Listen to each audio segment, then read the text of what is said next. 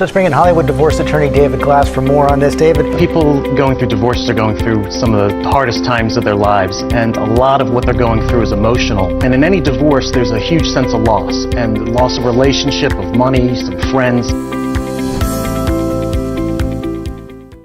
Hi, I'm David Glass, host of the Hourglass podcast. In season 5, we continue to explore music and breakups and their relationship to one another. We look at what music and songs make us feel better and which ones we should definitely not listen to, ones that might keep us stuck in the past. Today, we're lucky to have Marc Hogan on the show. Marc is a music journalist, music critic, and served as senior staff writer for Pitchfork, one of the music industry's highest rated publications. He's also written for the New York Times and the Atlantic, among other publications. Without further ado, Marc Hogan.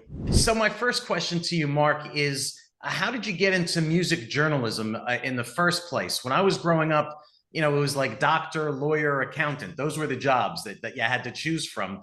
How did you end up in journalism, and in particular music journalism? Sure. Journalism, that was kind of something I always wanted to be. I always wanted to be a writer. And then more than that, I was kind of always idolizing, the big journalists. And both my parents studied journalism. And, I kind of read the newspaper obsessively as a kid back when print newspapers were, something that was more fun to pore over. And yeah, so I went to school for journalism and all that. But honestly, the music part, I didn't really piece that together until probably toward the end of college, and I didn't really figure out how to make that a career until well after college. I did it kind of as a hobby, or for beer money for years and years, and then kept doing more and more of it. But the main thing was I realized that whenever I was able to write about anything I wanted, it ended up being music, whether that was in 10th grade when I started a yearbook class, and the first article I ended up writing was what are the bands on campus? Right. Or, in college, I would end up writing about stuff. And then I think in college too, you would read about the new journalism and, literary journalism and ways that reporting could be kind of, this sounds pretentious, but yeah, it could be creative and an art form in its own right. And then I started reading stuff. That was when the movie Almost Famous came out. And so, that's how most of us learned about Lester Bangs. And so then I would read his work. And then you'd read all the other, great music critics throughout the years. And it was wait, this is a way to be creative in its own right. And then over the years, it kind of ended up being that my reporting, because I wrote all kinds of reporting about just business topics that was actually what I was good at, maybe more than, I still enjoy, pontificating and having opinions on records and stuff, but my real skill set ended up being being able to bring, serious reporting chops to the subject that I'm so passionate about, which is music. So that's kind of how I got here. That's great. That's great. So jumping into our topic, do you have, we're exploring the connections between music and breakups, either breakup songs, songs that you should listen to, songs that you shouldn't listen to if you're going through a breakup. So do you have a few songs that are your top breakup songs? Yeah, I have so many thoughts on this. And and it's just one of those things where I wrote for Pitchfork full time from 2008 to January, 2016 to January, but I've been writing for them since 2004, and just making lists every year. So it's kind of hard to have one or two or three, but a few thoughts that I had. Well, one song you probably shouldn't listen to that actually just occurred to me as I was on my way in here is maybe the darkest breakup song that I can think of is, there's an indie rock group called the Mountain Goats that has a song called No Children, where he's I hope you die. I hope we both die. I hope I lie and say that you were a good wife. It's about as dark as you can possibly get. So maybe don't go that direction unless you just need to get a bunch of bile out. Although, I love the Mountain Goats. There's irony to it. It's meant, and it was tongue in cheek, but, and then I'll get to some other ones, but one that I haven't personally had a romantic breakup in quite a long time. But I think that maybe it's fair. And you with your background, maybe you can tell me also, but I think maybe it's fair to think about what's happened with Pitchfork. I was laid off earlier this year, and that was such a big part of my life that maybe that in a sense could be sort of a breakup. And then Sure. I was thinking about songs that I've been turning to recently, and songs that were big for me at Pitchfork. And there's a group called LCD Sound System out of Brooklyn that we cover a lot, you know, that I think are really, really great. And they've got a song called New York, I Love You, but You're Bringing Me Down. So I think about, you know, you could think about that as sort of a, not quite a breakup song, but almost a breakup song with a city or a certain ideal of the city. I mean, that song was back in 2007. So it sort of is somebody who imagined New York being this just incredibly, you know, cool place with these downtown, you know, watering holes that he would drown himself in. You know, and the Lower East Side was beginning to get gentrified and all of that. And yeah, he says, you know, we're the boring collect. I mean, all disrespect. But for me, I mean, I was hearing it as somebody who had moved to New York in 2004. You know, was I one of the boring collecting there? But I still loved the song and just yeah, this kind of idea of there's this really cool place and it's you love it, but it's bringing you down. It's changing. And then more recently, so yeah, like the song is kind of dated in some ways though, because I mean, he talks about your mild billionaire mayor is now convinced he's the king, which, you know, we're thinking about Bloomberg, which seems like a lifetime ago, right? The mayors have gotten a little more interesting since then, a little less mild. So there was a really great band out of the UK that has a new album this year, and they're called English Teacher. They're also sort of, I mean, this is my wheelhouse, I guess, is these kind of, you know, guitar-driven indie rock bands. Although I listen to all kinds of stuff, and they did a cover of it that you can find on YouTube. They did it for the BBC, and they do it live. And I think hearing a much younger artist, because I'm not sure how old their singer is, but she's got to be early 20s, and you know, hearing the song that for me is stuck in a certain place in time, eulogizing a place in time that doesn't even really belong to me. And then hearing, yeah, I mean, it's a slow kind of, you know, passionate song. And then hearing her do it, just, yeah, it really, really gets me. And it's been one of my favorite things to listen to this year. I guess kind of, you know, wallowing in this feeling of like, oh, there's this cool New York that wasn't even really mine to begin with. And it's, you know, now it's not, is it a part of me still? I don't know, but I don't know. And then I don't want to give away all the answers to the very first question, but another one that I think about a lot. Well, when I think about breakup songs, I mean, there's so many, but a master of them for me is the Swedish singer Robin, and she's got a whole bunch of them, but her best known that would fit this is probably the song "Dancing on My Own," which if you haven't heard it, I mean, it's been covered also by a bunch of times. But I remember when it first came out, and I was, you know, writing about it, I think for Spin, and just, you know, sitting at my computer and, you know, playing the video over and over again, far beyond what I needed to you know, write up my little blog post or whatever at the time. And just this yearning song about you know, watching the person she loves, you know, kiss somebody else, and kind of hitting her that it's over, but she's still, you know, dancing on her own. And I just think, I mean, Robin has a lot of great songs like that, but that's another one that I would recommend. What do you think makes a great breakup song? Is it the music? Is it the chords, the chord progression? Is it the words or the topic, or is it just some sort of magical combination of these things? I mean, I guess it probably needs to have the topic, right? I mean, you know, the masters of this sort of thing. I mean, you know, you don't need me to tell you. I mean, Adele sings zillions of these songs, and it's just, you know, if you're able to hit that right kind of note of melancholy, then, you know, for somebody who's feeling in that state of mind, I mean, it can really strike a chord with you. I mean, there's a book that I have somewhere in the house still, I hope, like a children's book from you know, Charles Schulz, that's got Linus from Peanuts on the cover, and it's called "Happiness is a Sad Song," you know, and it's just like, why is that? Why? Right. I mean, and I feel like, yeah, of course, like, you know, minor chords and all those kinds of things, but really, I mean, that can be super corny too. So it just kind of depends on, you know, there's just always sort of that. I mean, that's kind of what's fun about, one of the many things that's fun about writing about music and thinking about music is like, often what makes a song great is like ineffable. It's something that you can't really quite put your finger on why you love that song over something else. And then that's why we get to all, you know, talk about it and debate it and just, you know, Sure. Yeah, think about it. Switching lanes slightly here, do you think, do you know any songs that you think could inspire someone to think ahead, to think about improving their life, like a lift up song? Yeah, well, I mean, there's I don't know. Actually, I don't know if there's quite as many that are Right. lift up songs, but let's see, what would lift somebody up? I mean, I've definitely kind of been in more of a pessimistic space lately, but there's a lot. But like, I mean, they're not. Well, okay. I mean, this is maybe an obvious one, but it's what pops into my head. Jimmy World's "The Middle" is what, it just takes some time, little girl, you're in the middle of the ride, everything. I mean, there's so many songs that are like everything will be all right. But I think that's one that's just, it's really upbeat. It was kind of their first big hit. And it has this, this kind of optimistic message that I think we all certainly need from time to time. And I would say that probably when I was younger and I was more wallowing in breakup kind of moods, definitely like the stuff that we called emo back then, like Get Up Kids or early Jimmy Eat World and Promise Ring and bands like that was stuff that I definitely would turn to a lot. Or Dashboard Confessional is somebody who was singing, like, I mean, that the whole first couple of Dashboard Confessional records are pretty much hard on the sleeve, emoting about breakups.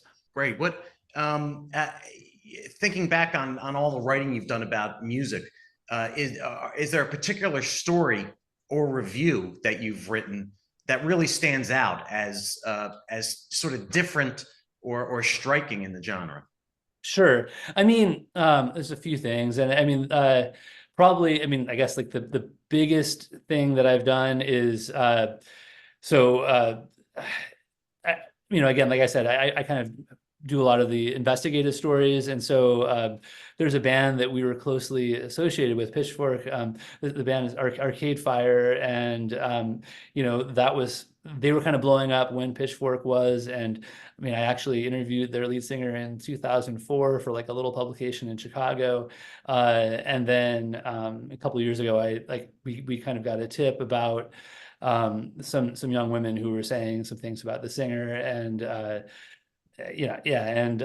I spent a long time talking to them and getting corroboration. And your viewers can find the story online. I'm not trying to get into all the details here, but it was just sort of misconduct with these young women. And that was one that it was really just, it wasn't as bad as some of the Me Too stuff out there, bad. I mean, what does that word even mean in this context? Like there were these young women I talked to who were really upset. And, but it was something where it was just sort of, disappointing that somebody who, you felt like, I mean, they're all these singers, all these artists are human beings, but, when you see somebody who you kind of think, who you look up to and you who represents sort of an ideal to you, and then you're just like, oh, like you're also somebody who's allegedly abusing your power. That was really disheartening. But the story was one that got a lot of attention. And I feel like hopefully it, I think that it did bring some closure, at least for these young women. And so that was one that there's not a lot of people. I mean, I felt really fortunate to be able to do those kinds of stories, because there's not much budget for music journalism in the first place, and then there's certainly not a lot of budget for people to like actually do investigative reporting about alleged misconduct. So yeah, that does stand out.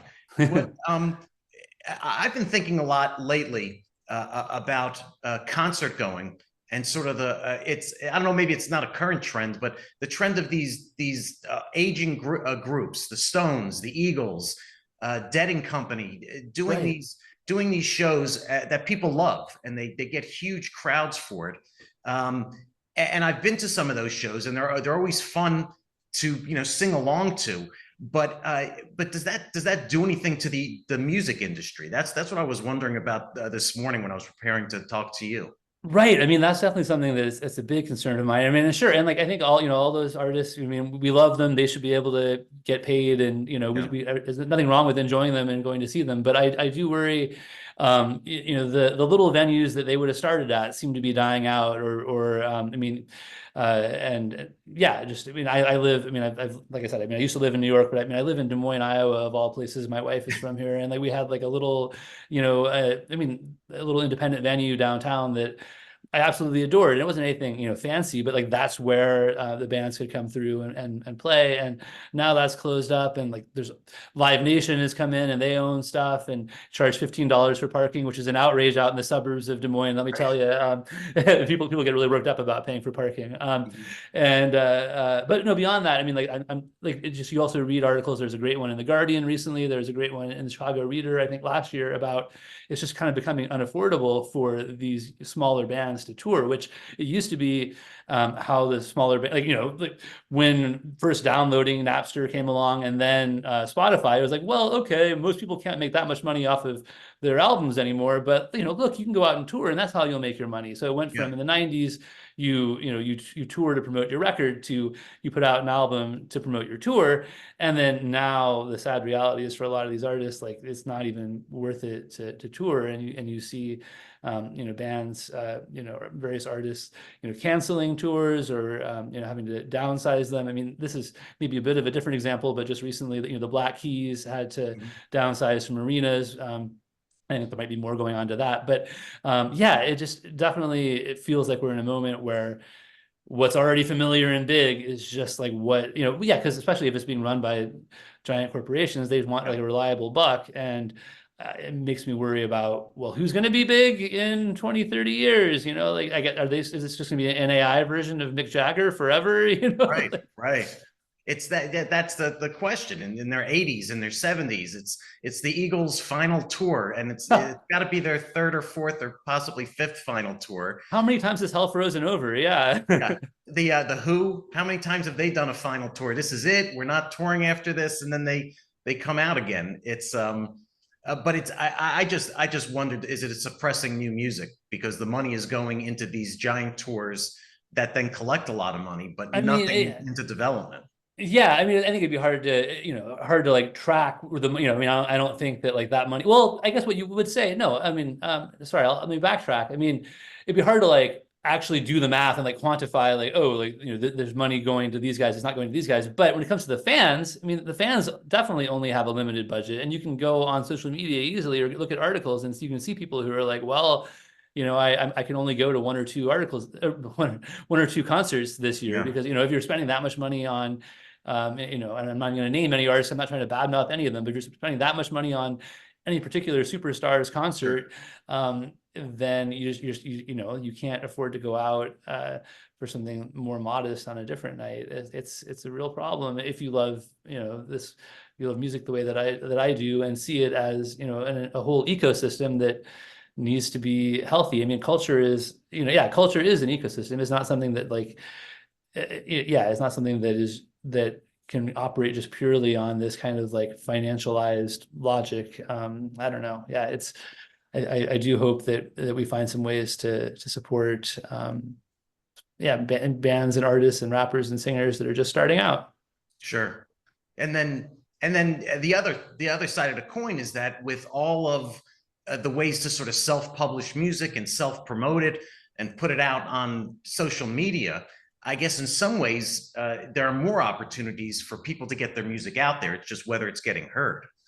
Yeah, I mean, it's wild. I mean, I've got a friend of mine who was, signed to a major label off of a TikTok video, and and I'm not sure I need to check in with them. I don't know, like how interested the major label is in the long run, in that kind of thing. That was just sort of a version of the the 90s gold rush, where they were chasing after, grunge bands because they had no idea what they were. Now, a couple of years ago, they were like, oh, this is viral, let's go after it. But like, is there any, real long-term vision to it? But yeah, I mean, Spotify CEO mentioned recently, and I think he apologized for it or backtracked a bit, but he was just like, content is basically free, what's going to happen? And making music is basically free. And it's just like, well, okay. I mean, I can see from a certain skewed perspective, yeah, there's all this technology now, which could be good. I mean, it could enable people who didn't have the resources to afford a studio and all that. I mean, like there's ways that the technology can be good that is bringing the cost down, but it's still to actually create something that a listener values. I mean, that's not free. The cost of doing that is whether it's in experiencing a breakup and turning that into a song, or learning how to use an instrument or whatever, or learning how to use some kind of, AI tool that we haven't, that's new. I mean, all of that could involve some kind of skill and creativity. I don't know. Yeah, it is easier. I mean, there are more songs that are available now than ever before.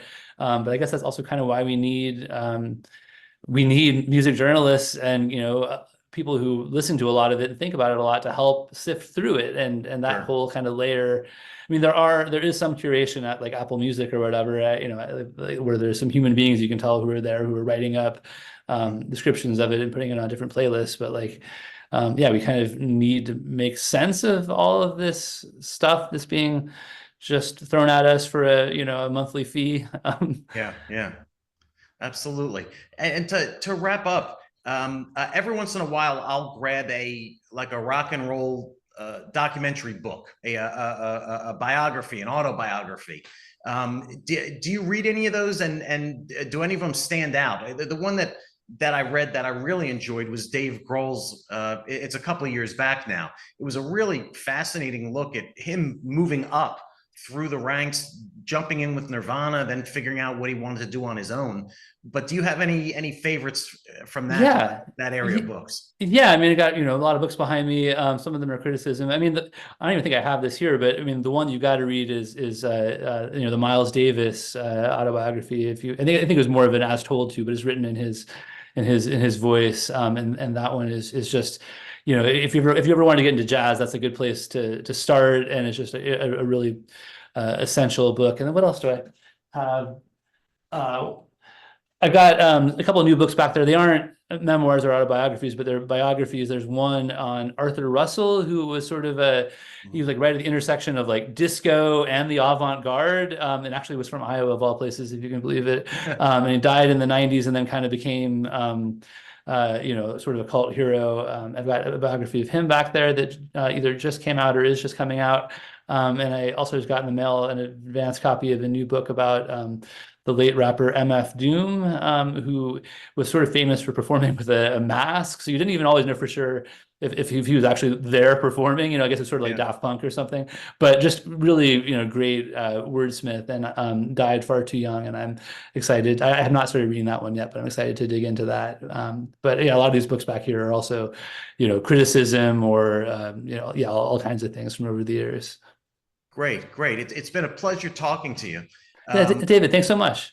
Where can people find out more about you, or how do they get to more content that you've provided? Oh, thanks for asking. So yeah, I mean, a lot of my old stuff is on Pitchfork, but I don't work there anymore. I've got maybe a new thing that we're starting up, but I mean, I'm certainly on Twitter. It's just my name, Marc Hogan, MarcHogan. I'm on Blue Sky is kind of the Twitter alternative that I've been preferring.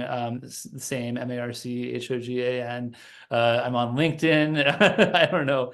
I'm still constantly writing. I've written for the Times this year and the Atlantic. I wrote for Rolling Stone for the first time ever, but the bittersweet subject was that it was about the Pitchfork and our our downsizing,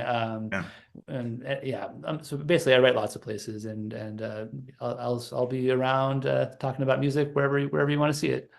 Great, thanks so much. It was great talking to you. Great insight. David, same. Yeah, thank you so much. I really appreciate it. Thanks.